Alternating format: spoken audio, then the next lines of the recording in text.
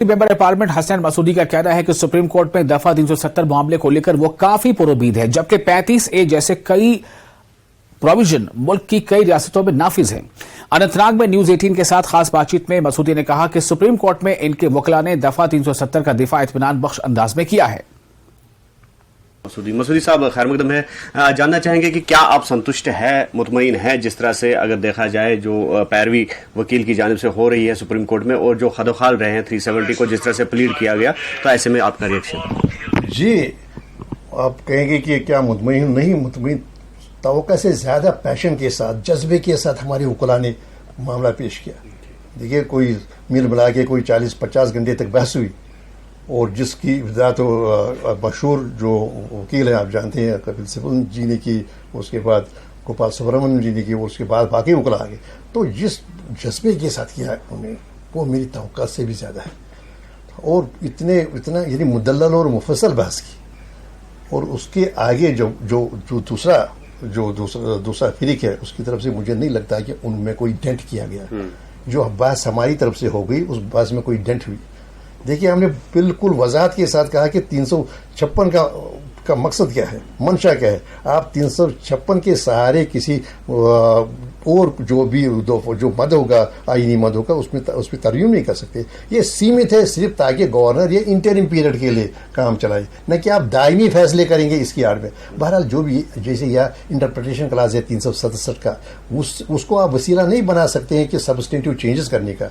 आपने 367 के जरिए एक बैकडोर से 370 में तरमीम की, तो जो हमारा उसमें जो दलाइल थे वो इतने वाज़ेह हैं, वो दलाइल इतने मजबूत है, मुझे नहीं लगता है कि उन दलाइल का उस मजबूती के साथ कोई जवाब दिया गया।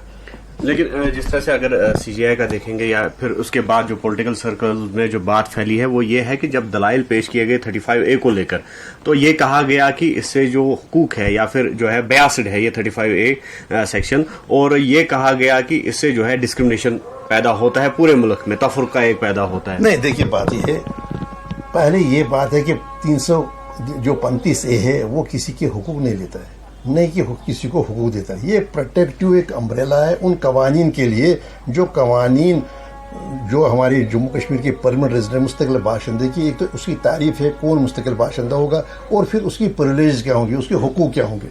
देखिए, 35A एक वाहिद ऐसा आर्टिकल नहीं है जो कॉन्स्टिट्यूशन मौजूद है।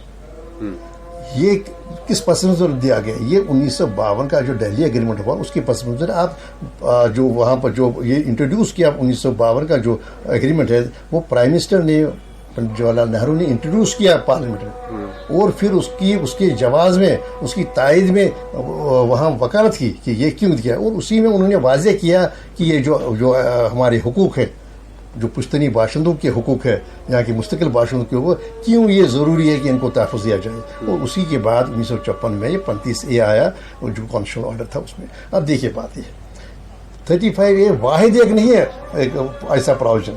अब देखिए, आप देखेंगे 371 से लेकर 1A से लेकर 371J तक जम्मू कश्मीर में हुकूक जो दिए गए मुस्तकिल बाशिंदों के, ऐसे ही हुकूक 7 रियासतों में।